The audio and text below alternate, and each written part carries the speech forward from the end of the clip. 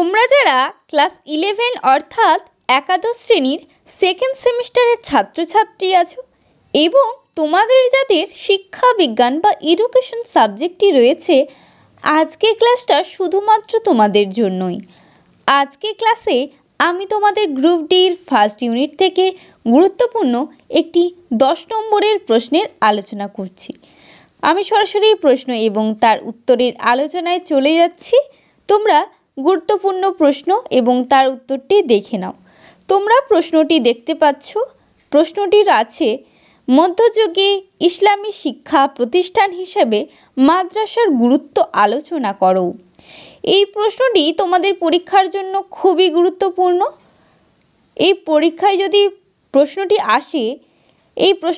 পরীক্ষায় আসে তাহলে কিভাবে গুছিয়ে উত্তরটা লিখে আসবে তোমরা তা দেখে নাও। উত্তর: ইসলামী শিক্ষার একটি গুরুত্বপূর্ণ প্রতিষ্ঠান হলো মাদ্রাসা। মাদ্রাসা হলো উচ্চশিক্ষার প্রতিষ্ঠান বা কেন্দ্র। মধ্যযুগে বেশিরভাগ ক্ষেত্রে এক একটি মাদ্রাসা এক একটি বিশেষ বিষয়ে খ্যাতি ছিল। এই কারণে শিক্ষার্থীরা এক মাদ্রাসা থেকে অন্য মাদ্রাসায় যেত। মক্তবের ন্যায় অধিকাংশ মাদ্রাসা মসজিদের পাশাপাশি গড়ে উঠত। তবে মসজিদ ছাড়াও পৃথক স্থানে মাদ্রাসা প্রতিষ্ঠার বর্ণনা পাওয়া যায়। মাদ্রাসা শব্দটি একটি আরবি শব্দ দার্স থেকে নেওয়া হয়েছে। দার্স এর অর্থ হলো লেখাপড়ার স্থান। সুতরাং মাদ্রাসা হলো উচ্চশিক্ষার স্থান বা প্রতিষ্ঠান। ইসলামিক শিক্ষার প্রতিষ্ঠান হিসাবে মাদ্রাসার ভূমিকা এখানে আলোচনা করা হলো। খুব সহজ সরলভাবে নোটসটি লেখা রয়েছে, তোমরা দেখতে পাচ্ছ। ধীরে ধীরে পড়ো, মুখস্থ করো। অবশ্যই পরীক্ষায় এই প্রশ্নটি আসলে অবশ্যই লিখে আসতে পারবে। পয়েন্টগুলো তোমরা দেখে নাও। প্রথম পয়েন্ট কি রয়েছে? মাদ্রাসা স্থাপনের উদ্দেশ্য, অর্থাৎ এই মাদ্রাসা স্থাপনের কি উদ্দেশ্য ছিল? মাদ্রাসা স্থাপনের মূল উদ্দেশ্য হলো শিক্ষার্থীদের বাস্তব জীবনের উপযোগী শিক্ষা দান করা, কোরআনের বিষয়বস্তু পাঠ করে তা উপলব্ধি করা এবং সৎ, ধার্মিক, চরিত্রবান মানুষ গড়ে তোলা। এরপর 2 নম্বর পয়েন্ট কি রয়েছে? তোমরা দেখতে পাচ্ছ মাদ্রাসার অবস্থান। এই পয়েন্টের ব্যাখ্যাটা তোমরা বুঝে নাও। সাধারণত মাদ্রাসাগুলি মসজিদের সঙ্গেই সংযুক্ত থাকত।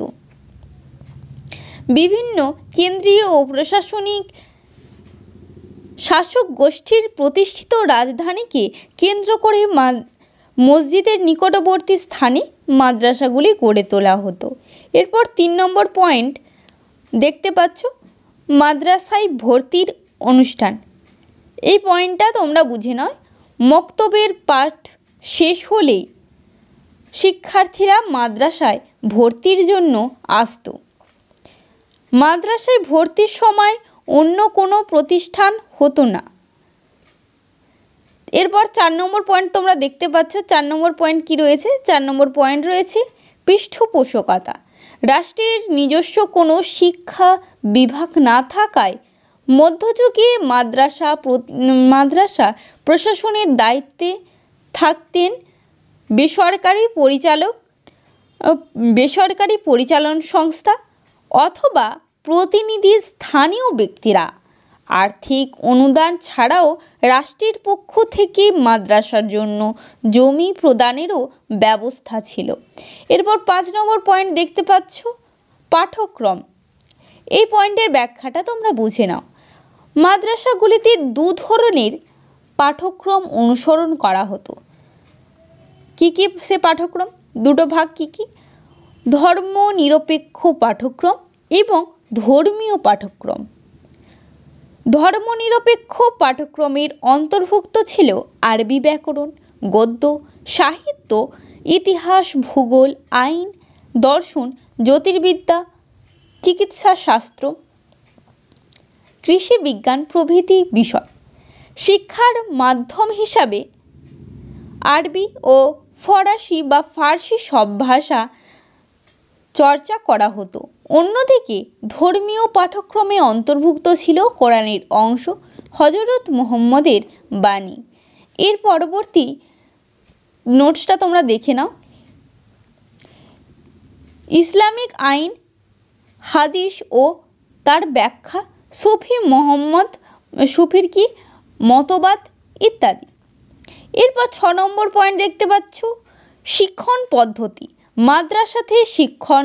মাদ্রাসে শিক্ষকগণ বক্তৃতা পদ্ধতিতে পাঠদান করতেন। মুখস্থ ছিল শিক্ষণের অন্যতম পদ্ধতি। শিক্ষণের তাহলে অন্যতম পদ্ধতি কি? মুখস্থ করা। আত্মশিক্ষণের উপর যথেষ্ট গুরুত্ব দেওয়া হতো। শিক্ষার্থীরা তাদের মেধা অনুযায়ী শিক্ষা লাভ করত। মাদ্রাসার শিক্ষা ব্যবস্থা ছিল মূলত মৌখিক। মাদ্রাসায় তাহলে কী ধরনের শিক্ষা ব্যবস্থা ছিল? মৌখিক। এরপর 7 নম্বর পয়েন্ট তোমরা দেখতে পাচ্ছ। 7 নম্বর পয়েন্ট রয়েছে শৃঙ্খলা। এই পয়েন্টের ব্যাখ্যাটা তোমরা দেখে নাও, বুঝে নাও। মাদ্রাসাতে কঠোরভাবে শৃঙ্খলা মেনে চলতে হতো। ইসলামের নির্দেশানুসারে, অর্থাৎ ইসলাম ধর্মের নির্দেশ অনুসারে শিক্ষার্থীরা নির্দিষ্ট সময় এবং নির্দিষ্ট নির্ঘণ্ট, অর্থাৎ কোনো ঘন্টার সময়ের বেঁধে নয়, অনুযায়ী নমাজ পড়ত। ধর্মীয় এবং সামাজিক কর্তব্যগুলি পালন করত। অর্থনৈতিক আচরণের জন্য শিক্ষার্থীদের কঠোর শাস্তি গ্রহণ করতে হতো। এরপর 8 নম্বর পয়েন্ট তোমরা দেখতে পাচ্ছ, শিক্ষক শিক্ষার্থী সম্পর্ক। মাদ্রাসার শিক্ষা ছিল সম্পূর্ণরূপে আবাসিক, তাই শিক্ষক ও শিক্ষার্থীরা একসাথে বসবাস করত, একে অপরের সান্নিধ্যে আসার সুযোগ পেত। ফলে তাদের মধ্যে পিতা ও পুত্রের যে সম্পর্ক, সে পিতা পুত্রের সম্পর্ক গড়ে উঠত। শিক্ষক ও শিক্ষার্থীরা নিজেদের মূল্যবোধ অনুযায়ী অন্যের সাথে আচার আচরণে অগ্রসর হতেন। এরপর উপসংহার। তোমাদের একটা নোটসের শেষে উপসংহার লিখতে হয়।